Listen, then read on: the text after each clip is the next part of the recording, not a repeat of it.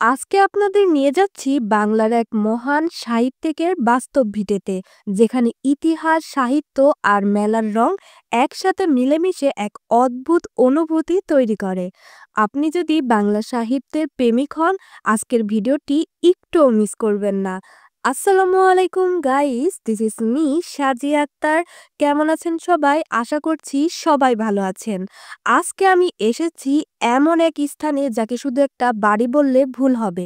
এইটাই সেই ভিটে যেখানে জন্মেছেন বাংলা সাহিত্যের প্রথম প্রভাবশালী মুসলিম ঔপন্যাসিক মীর মশাররফ হোসেন। তার ১৭৮তম জন্মবার্ষিকী উপলক্ষে এখানে ২ দিনের জন্য আয়োজন করা হয়েছিল এক সুন্দর মেলার। আর আমি কুঠিবাড়ি যেতে যেতে হঠাৎ রাস্তার পাশে মানুষের ভিড় দেখতে পেলাম। তারপর একটু কাছে গিয়ে দেখি, আরে, মেলা তো শুরু হয়ে গেছে। তখন আর ভাবলাম না, ক্যামেরা অন করে ঢুকেই পড়লাম সরাসরি মেলার ভিতর। মেলার ভিতর হাঁটতে হাঁটতেই আপনাদের কিছু গুরুত্বপূর্ণ তথ্য শেয়ার করি। বাংলা সাহিত্যর ইতিহাসে মুসলিম লেখকদের মধ্যে যে নামটি সবচেয়ে উজ্জ্বল, তিনি মীর মশাররফ হোসেন।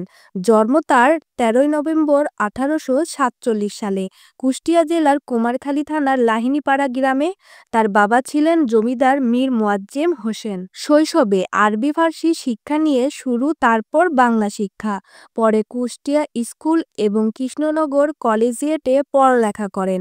তিনি শুধু লেখক নন, তিনি ছিলেন সত্যিকারের এক কথা সাহিত্যিক। তার বিখ্যাত গ্রন্থ হল বিষাদ সিন্ধু, আজও বাংলা সাহিত্যের অন্যতম শ্রেষ্ঠ রচনা।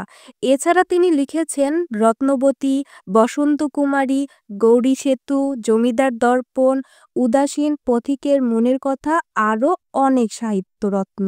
এখন চলুন মেলার ভিতরের অনুভূতিগুলো দেখি। মেলায় ঢুকেই প্রথমেই যে জিনিসটা চোখে পড়ল, রঙিন সাজসজ্জা আর মানুষের ভিড়। মেলার যেদিকেই তাকাই সাজগোজের দোকান দেখতে পাই, গয়নার দোকান দেখতে পাচ্ছি, বাচ্চাদের খেলনা, কাপড় চোপড়, নানা ধরনের হস্তশিল্প, সব মিলিয়ে পুরো এলাকাটা জমজমাট হয়ে গেছে।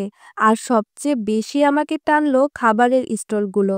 পাঁপড় ভাজা হচ্ছে এক পাশে, অন্য পাশে চটপটি, ফুচকা।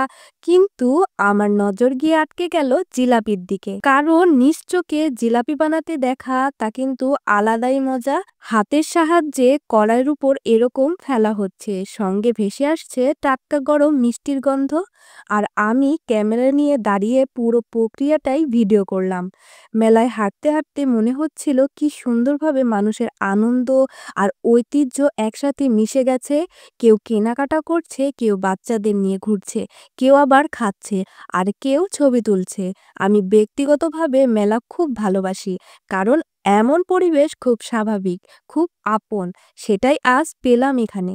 মেলা ঘোরার পর এবার পা বাড়ালাম ভিটের আসল অংশে। মনে হচ্ছিল যেন ইতিহাসের দরজা খুলে সামনে এসে দাঁড়ালো। ভেতরে ঢুকতেই দেখি ভালোভাবে সংগৃহীত একটি মিউজিয়াম।